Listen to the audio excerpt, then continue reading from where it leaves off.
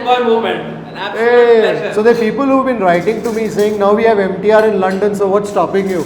You had a unique way of, I'm not just talking about food, feeling the food. Everybody may not be into history, everybody may not be into monuments, but when you talk about food, you will always find a common ground. So what's been your experience now in London? Fantastic. Yeah? I like it. Yeah. I like what's happening there. That's my rava dosa. That's your rava dosae. Masala inside. Of course, in Bengaluru, we're also particular about the way we say our dosa, dosae. And I learned this from you. Huh. That the best way to eat any masala dosae or rava dosae is to start at the center. Yeah. So- And start with the masala. Every process in the bisibele bath making counts. Yes. And it can change the taste. Hi folks, hope you're doing well. So the initial thought behind today's vlog is inspired by Tim Cook. If you've been following the news and if you've not been hiding under a rock, you know that Tim Cook is all over the news. He's got his new stores, the first Apple stores apparently, in Mumbai and Delhi, and therefore he is everywhere, and so is Apple. So this morning I saw a tweet put out by Madhuri Dixit about how she introduced Tim Cook to the vada pav. I thought that was an interesting tweet. So I retweeted that and I said that if you had to welcome someone to Bengaluru, what would it be with, right? And to that I got a bunch of responses. Bisi bele huli anna, prepared the authentic way. Somebody else has said idli vade at Brahmin's Cafe, bende masale at CTR. There's somebody who talks about Vidyarthi Bhavan, masala dosae, filter coffee. Somebody's talked about buns, Mysuru bonda, MTR masala dosae, which is also where I'm headed this evening. Udupi Sri Krishna Bhavan, etc. So when I look at all these responses that have come in, it's quite obvious that people would want to showcase, would want to welcome their visitors with culinary traditions that is their favorite. I think that's a beautiful thing about food, right? So when you have the opportunity to showcase your favorite dish to somebody, you want to showcase something that you're proud of, right? Whether it's a idli somewhere, whether it's a dosae somewhere, whether it's the bisi bele bath from somewhere, etc. So this evening I've set out for a quick coffee and tiffin thindi. That's the idea really. And I'm meeting somebody that I haven't met before, and it turns out that they haven't tried MTR yet. And so I said it'd be good to kind of catch up at MTR over a cup of coffee and some tiffin thindi. For now, we're stuck in a really bad traffic jam. What was 15-20 minutes is now going to take longer. I don't like being late when I've given somebody a time, but I don't know, for some reason this is one of those ghost traffic snarls that seems to occur every once in a while. I guess we have no choice but to just sit and grin and bear. Some very interesting responses. Somebody even wants to take their guests, drive 3 hours to Maddur for the vade. I think the easiest way sometimes also to get somebody to experience the city is through food, right? Because I think food is so universal. When it comes to the sights and sounds of the city, or let's say the landscape, the topography, or let's say the monuments, etc., not everybody may be interested, right? But when it comes to food, it's always possible to find something that people like. I think that's the thing with food. Somebody's also mentioned a biryani, somebody said a ragi mudde or something like that. So to me, when it comes to, let's say, showcasing something new, I think it's these iconic eateries, whether it's Vidyarthi Bhavan or a CTR, or let's say a Mavalli Tiffin Room, or let's say an Udupi Sri Krishna Bhavan, because these are eateries that have been around for a very, very long time, and they are institutions today. They're no longer just mere eateries. And in a place like Mavalli Tiffin Room, it's also the fact that it's just down the road from Lalbagh. So I think that also lends that eatery a particular charm. And of course, also it's very old world, right? Mavalli Tiffin Rooms is basically what its name suggests. It's a bunch of rooms where you have tiffin, some tiffin thindi. So when somebody is visiting from outside Bengaluru, it definitely comes across as very unique. Today, of course, MTR has other restaurants in different parts of the city, but it's not the same. It doesn't have the same vibe that the Lalbagh MTR has. You've got the traffic out here, and just behind these walls is the serenity of Lalbagh Gardens. That's the beautiful thing about Namma Bengaluru.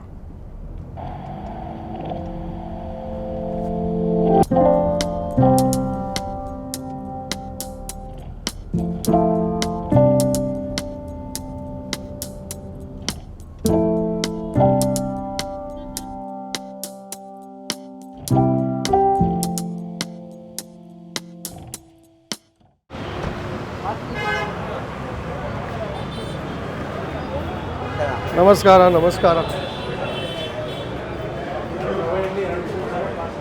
Well, it's a busy evening here at Mavalli Tiffin Rooms.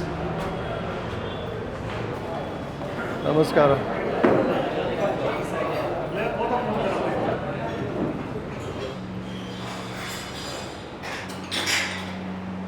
Well, these are the deluxe rooms. Hello. How are you? Good to see you. Long time. I know. Kripal, it's a fanboy moment. An absolute Hey, pleasure. the pleasure is mine. You're on my vlog. Absolute pleasure to see you. Nice to meet you, Chandru. Finally. Yeah. Hi, Manjunath. How are you? Good. So there are people who've been writing to me saying, now we have MTR in London, so what's stopping you? So I was like, yeah, that's the only thing that I needed to have, right? MTR, so now I can do London.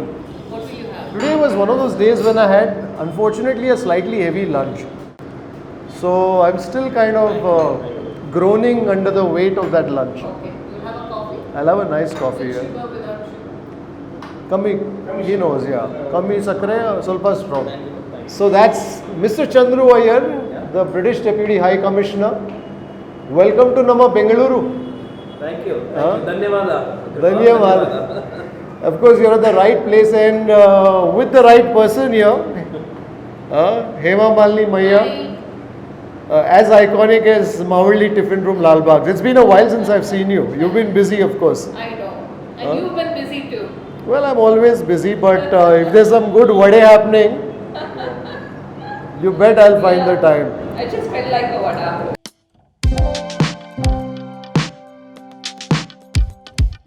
First time here, so I was told that MTR was the birthplace of rava idli. That's right. And there's a big story behind That's it. right. Did she tell you the story already? Yeah, I heard about the story. But this is rava idli at the famous MTR.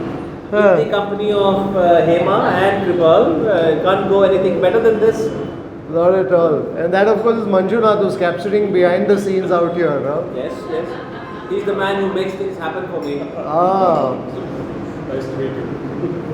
I think you should also begin your rava idli before it gets cold. Yes, thank you. So the other day I brought my brother-in-law here. So the one thing I discovered that day was your rava masala dosae. It's outstanding. This is a dosae that requires no fermentation, no? No ferment. No fermentation at all. But to make it is very hard. Yeah? Why is that? So it has to be a thin layer, right? Ah. So they keep scraping it and they're making it thinner and thinner. Ah. So they keep doing that until it reaches that consistency. That consistency, okay. Yeah. Wonderful. So it's a skill that Yeah. we have to teach. Ah. Yeah, it doesn't come easily. Many a times what happens is we take places like these for granted. We do. But, and I always tell people, and people will find things to say, no, but it's so expensive, dosae, ashtu ide, you have to pay so much. I'm like, go to the kitchen. There are people who spent 30 years, 40 years making that rava idli. Yeah. Day in, day out. They- I want to ask people, they're willing to pay 200 rupees for a plate of bale, right? But they don't want to pay 100 rupees or even 120 rupees for a dosa. For a good dosae. There's nothing that goes into a bale, but the amount of effort, the sweat, the training that goes into making a dosa, the ingredients that go into a dosa, the amount of ghee that goes in. Do they know the price of that? I mean, people don't realize that. I realize this because we get food home, say I feel like a chaat, we get chaat home, and it costs $230 or something like that. And I'm thinking, why are people cribbing when they have a nice ghee Dosae. masala dosae with so much ghee in it and so much? I mean, the ingredients are not cheap. I think at the core of it, what I feel is, we sometimes take our food for granted. Yes. You're absolutely right, Yes. Chandru. You hit the nail on the head. Yeah, we, Yes. because we eat dosa at home, we eat idli at home, we feel that, oh, what's so special about it? But Yeah. when you actually go to the right place and eat the right thing for which the place is famous, Yeah. you can actually make the difference. Yeah. That this is the real, and I'm Yeah. eating the rava idli. Huh. We do rava idlis at home, but this is special. Yeah. And this is special for a reason that it comes with the ghee and it got a bit of It's coriander. Coriander. Yeah, Curry. yes. And tons of yogurt. Chana dal. I can feel chana. Yeah. Chana dal. Yeah. And this combination with the aloo sabji is a, or you call it the palya. Sagu. That's a sagu. Sagu. So yeah. palya is what goes into the dosae. This is Okay. the This is sagu. which is the slightly liquidy version of Yeah. it. Yeah. So this is also thickened with some gram flour usually. So that's called the Bombay Sagu. I don't know why they call it the Bombay Sagu, but that's what they call it. Why do they call it the Bombay Sagu? I have no clue. So maybe some Shetru must have gone to Bombay and Maybe that's the thing. made it, and therefore they call it the Bombay Sagu. Yeah. Vada would be cold. Good coffee. My roots are in Tamil Nadu. Never lived there. Okay. Roots are in Tirunelveli, Oh, okay. place I come from. So you speak Tamil? I speak very nice Tamil. Oh, okay. My mother tongue is Tamil. Okay. But I lived all my life in Maharashtra. Oh, you Marathi are- बोलता का? चांगली मराठी बोलतो. Oh. कारण तुम्ही चांगली मराठी बोलता. प्रयत्न करतो. प्रयत्न आम्ही सगळं करतो. Ah. नेहमीच करतो आपण. So which part of Maharashtra were you in? So, माझं roots नागपूरला आहे. Oh. So I was born in Bombay and शिक्षण सर्व काही नागपूरला झालं. When- मी नाशिकला शिकलो. Fantastic. मी एक वर्ष सोलापूरमध्ये शिकलो. Oh, so okay. That's where my Marathi was a little fine-tuned. Okay. Ah. But you're a lover of Bombay food, isn't it? Whenever you get pav bhaji and things like that, Vada pav. I can see the real Mumbaikar come out of you when you get a vada pav and pav bhaji. See, a vada pav is one of those dishes, whether you have 5 rupees in your pocket or 5,000 rupees, it'll give you as much satisfaction. And there are very few foods that do that, right? And I think a vada pav is that quintessential Mumbai food. So I was just reading today, there was like a tweet by, and I tweeted on it, I retweeted it about Madhuri Dixit. She took Tim Cook to eat vada pav. So if you talk about, so that's why I put out a tweet saying if you were to, let's say, invite somebody to Bengaluru, what is that one dish? And there are so many responses. Of course, most of them border on our tiffin thindi for the most part. Yeah. You know, and people have also spoken about Vidyarthi Bhavan, MTR, CTR. And so to me, vada pav is that. Hold it in your hand, Yeah. like a burger, on the move. Yeah. So when I began my career in Bombay, I used to work in Bombay and I used to do a lot of travel on the local train. So my lunch would be, okay, when I'm hungry, I'll get on at one of the suburban stations, get a vada pav, Yeah. get nimbu pani. That's my lunch done for the day. And there's nothing to substitute that. That taste of that vada pav at the station with that nimbu pani. You know, that's taking me back to my Taj days. So I did my MBA in Bombay and then I began working with the Taj. Yeah. So, I used to live in Malad. And when you went back home in the night, you were hungry. And at the station, they had these kiosks. Yeah. And they would make garma garam batata vada. Now, of course, it's all changed. Now, I think it's all the packaged chips and all that have taken over. Yes. Limbu pani in that, that plastic acrylic tub of sort. But those are Either good. nimbu pani or ganne ka ras. Ganne ka ras. Travel from Mira Road, take the fast train to Andheri. If you've done the fast trains in Mumbai, you're a Yeah, Mumbaiker. yeah, huh? yeah. Fighting all that crowd and all that. Absolutely, yeah. Have you ever done a Mumbai local?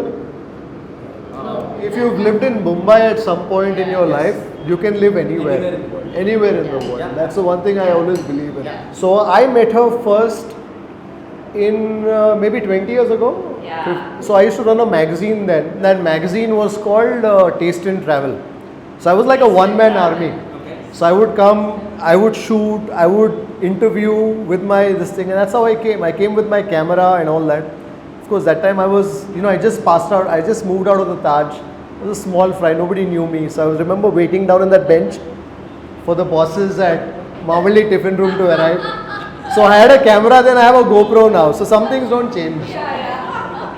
You first came across the channel when you were in London. Yes, absolutely. Yeah. So it was COVID times, and when we were in COVID times, you had some free time in the evening. So we used to, me and my wife, my son, say, okay, let's खाने का video देखने से ना थोड़ा सा भूख बढ़ती है.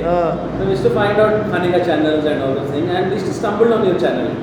So this sounds interesting, and you're focusing on Bangalore, focusing on Karnataka, and I never had a clue at that time that I was going to come and work here. I just thought, oh, this sounds interesting, and you had a unique way of I'm not just talking about food, feeling the food, and that came across, and I became a big fan of yours, and then as I said, I said one day I'll meet him, and here we are meeting today, Kripal. Absolutely. I always believe that the universe conspires. That somewhere the dots join.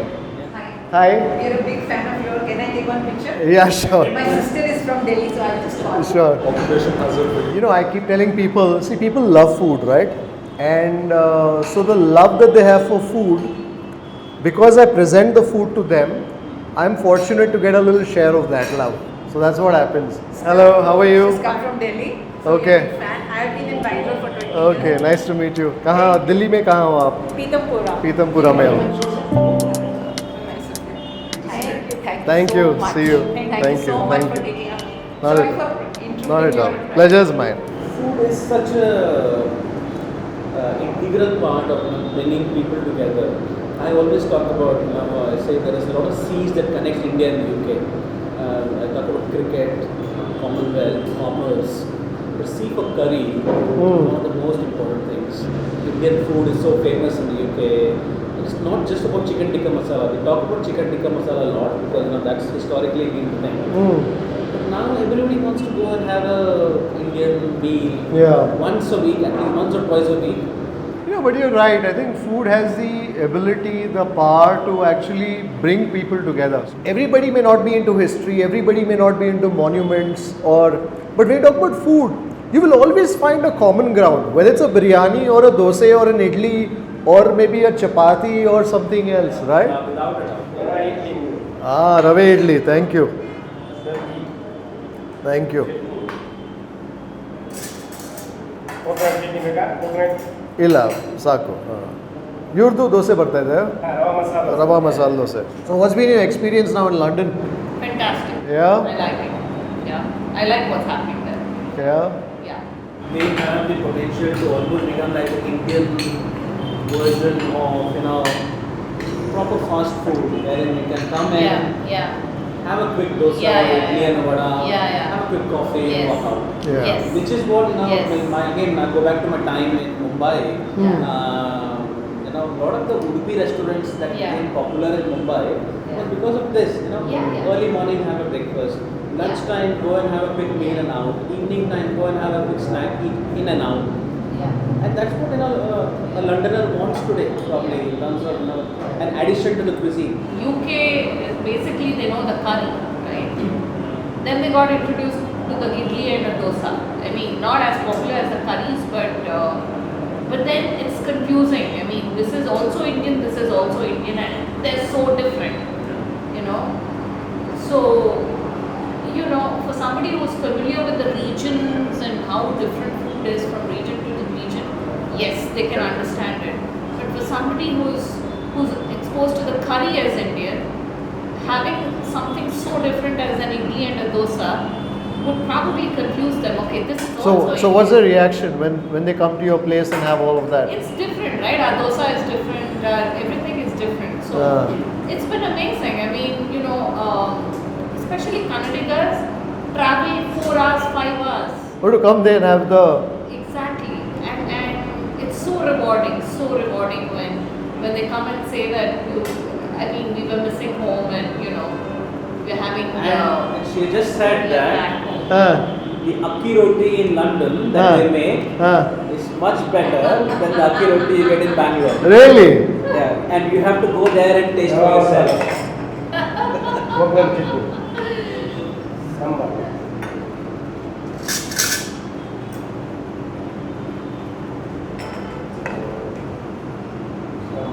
That's my rava dosa. That's your rave dosa. Masala inside.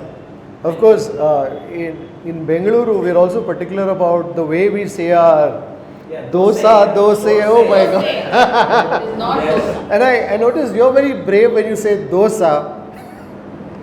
It is dosae. I'm so used to the common lingo, I think. Everybody calling dosae, dosa. So can I It's take you just on a, that. can I take you on But a when journey? I'm talking in Kannada, It's always dosa. it's always dosae. So I don't know, somehow I switched to. So I'll take you on a little journey of this dosa wording that you just said. Huh. So when I began at home with my Huh. granny and mom, Huh. from a Tamil background, Huh. it used to be always dosai. Correct. So in Tamil, it's always dosai. Dosai. Yeah. And then of course you went into, spent a lot of time in Maharashtra and Delhi and, Sagar Ratnas and all these places. And then you always be like, oh, masala dosa khate hain. So it became a dosa there. But then when I'm in Bangalore now and having seen your videos, I can realize that it's in Karnataka or in Bangalore, it's dosae. So, that's how the evolution of the dish, isn't it? I mean, at the end of the day, a rose by any name is still a rose, right? I think the one thing that gets people's goat is dosa. The hard D. Yeah. I think that's what really gets. You have to go somewhere in Maharashtra and Delhi, then you also get another version of dosa, which is the dosa. Dosa. Yeah, Do. that's even worse. So that's the dokla. Again, I learned this from you. That the best way to eat any masala dosa or rava dosa is to start at the center and start with the masala. So I can feel that this texture of this rava dosa is amazing. It's just channagide, they say. Channagide. Emptier rava masala dosa channagide. Fantastic. Job well done. Thank you. So there's a reason why I always believe in eating the dosa from the center, and I'll tell you why. So when a dosa is made, it comes off the hanchu, which is the tawa. Yeah. So the dosa is hot, the palya is hot, the fat, whether it's the ghee, combination of tuppa and the enne, or perhaps the benne, they're all still molten, right? Now, what happens is when you eat from the side, right, and you basically squirrel away towards the center, by the time you get to that, it's no longer in its prime condition. Yeah. But when you go for that first bite in the center, it seems a little greedy to people and it seems like you're going for it. But that's when you're tasting every component of that dosa in its prime. And that's also, see, when you talk about fat coagulates with time. Yes. Whether it's benne, enne, tuppa. So when it's still molten to a certain extent and you place it in your mouth, that spreads. That's right. So it basically finds its way into every pore of your tongue, and that's when you're tasting it at its delicious best. And that's the reason why. Very scientific reason. I've had a lot of time to think about this as I've tasted so many dosas. It's cold. I mean, yes, it suffered the passage of time, but But it's still. yeah, it's still a tasty rava idli. There was a time, I don't know if that happens anymore. So they opened doors at 6:30 in the morning, and all this, I spent a lot of time with Hema when I used to write my magazine. That time, she didn't have so many restaurants, so she had time to sit with me and tell me all the stories about this place. So when they opened in the morning, that time they would make the butter at their home, at your At the bakery, Yeah. at the bakery, the white butter. So in the morning, they would churn it. So hand churned butter. So in the morning only, there would be a little butter available, and the first few idlis would get the benefit of that small dollop of butter. So the people, tatas in their 60s and all, they would do their work quickly, and before the door opens, they're standing. And I've met so many of those people when I was doing that story. I did a fairly large, article on MTR then, and with pictures. So I kind of came here twice, thrice, met people, and that to me is, is remarkable, right? I know. For some of the it becomes a way of life, isn't it? But just to get that bending, people would come before 6:30. That's done. Yeah, and occupy the seats. They would have their seats. You know, it was like literally the name was written on the seat. You know, they would come by 6, sit there, and wait till the coffee got ready and the idli and with the butter cake. Yeah. So Yeah. that used to happen then. Yeah. And the only way you could ferment it is by keeping it in like an oven, which is heated up and then which is like cooling down. Ah. And which is like the temperature is nice and warm. You keep it in there or keep it in the microwave overnight, Yeah. and then next day morning you have some chance of fermenting. Fermenting. Otherwise, it's just it's only dosas. Idlis are a distant breed. Yeah? How do you manage them? Yeah, so dosa batter, they keep it for 2 days at least For it to ferment in for London. it to ferment. And So the dosa batter on the 3rd day tastes better than the dosa batter on the 1st or the 2nd. yeah? Yeah. And what about idlis? Idlis also, it's the same problem. 3 days. Yeah. Wow. 2 days at least. 2 days for the urad dal. Because it doesn't need that fermentation, as much fermentation as a dosa. And then I like to cook as well, and I like to make dosas. Ah. So when I'm making the dosa, Ah. I add a spoon of sugar, and That- that gives me the brown. It helps with the browning. Yeah, the browning, and just gives a nice texture. And So my I- son loves it with nice dollop of tuppa. So I think if you're ever running short of a cook, I know.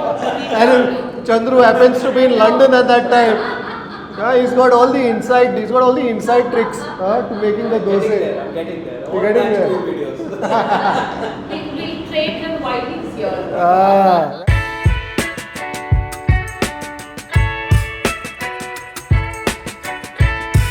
This is where they used to store potatoes. Ah, so you see that's the onion and potato store there. Tons and tons of potatoes We and have a separate room for it yeah, you can smell the puri frying there. from 1960. So since then, everything remains the same. I mean, nothing has changed. So the dosa counter is in the inside there, It's inside. and Yeah, if you watch, Putting the tuppa as well. Yeah. so that's the kesari bath that they do Kesari bath. there. So this is also very specially done because in this they also have shavik here, vermicelli in that. Okay. So it gives it a very Yeah. sticky sort of a texture. Not just rava. Not just semolina, yeah. It seems chaotic, but there is a certain order to it. Absolutely. Absolutely. We steam everything. See, so all the cups, yeah. Okay. Hot cups as well. Yeah. Guys, getting trained. So are you constantly training people here for your Yeah, expansions now Yeah. In a live kitchen. in a live kitchen? So we insist that regardless of where they are from, they have to come here and train. So they need to know what mass cooking is, right? You know. So it's easier to manage when you're cooking these quantities. So it's easier to manage wherever they go.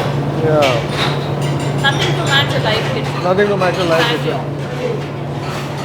And this after all is the mothership, Yeah. the mothership of MTR. Yeah. Quantity is all measured and kept, yeah. Full of this. And those instinctive cooks you don't get nowadays. So it's not like before, like Bahiri and all of them. Kai halte is not there. Yeah. That's not there anymore. That's not there anymore. That's the rava. Sabji dough will go first. No. At the end, because it will get squishy. Yes. So they still want to maintain that crunch. Yeah. I'm a very good upma maker. Yeah, okay.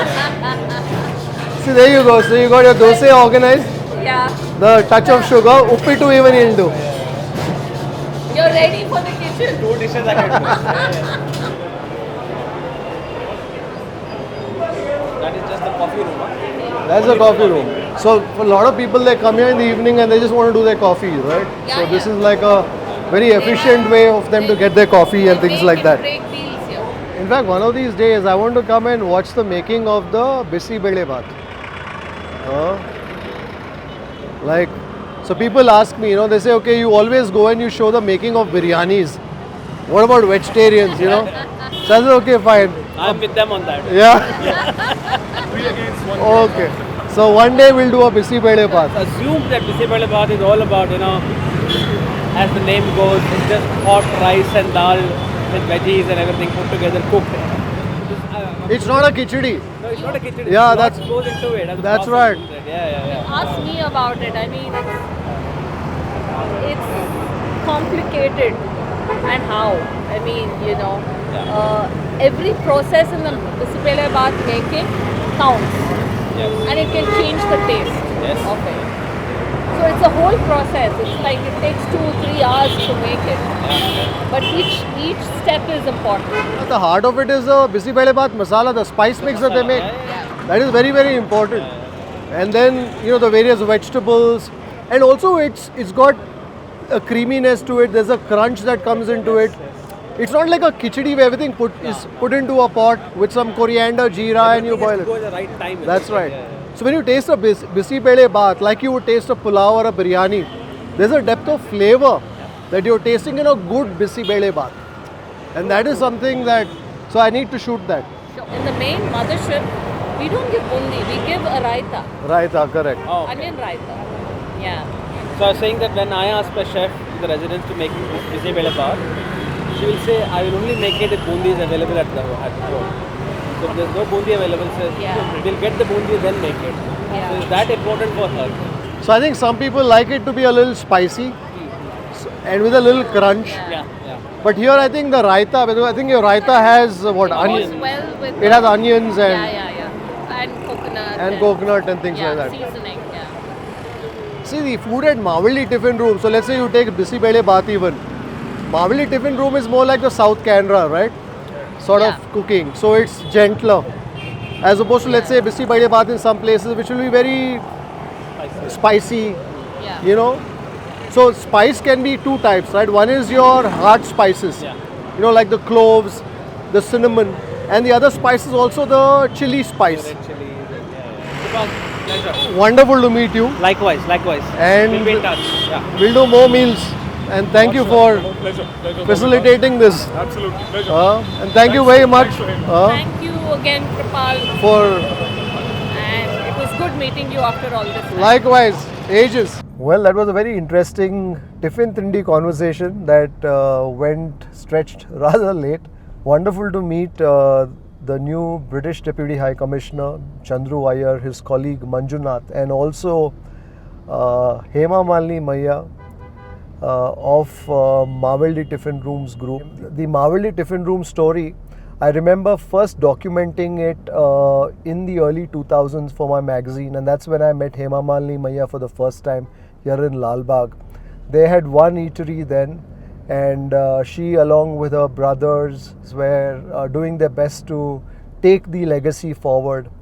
And 20 years on, it's wonderful to see how they have taken it to different cities, to different parts of the world as well. Truly inspiring. Also interesting conversation with Chandru Iyer, learn about his fondness for food, many common grounds in terms of where we come from, Mumbai, Maharashtra, and of course our love for food. So all in all, a great interaction. I hope you enjoyed this tiffin thindi conversation too. If you did, do give this vlog a thumbs up. Share with your friends and family, and if you haven't subscribed yet to this second channel, the Kripal Amanna Vlogs channel, do subscribe because we'll have many more interesting conversations like these that will come up in the future too. I'll see you on the next one. Bye.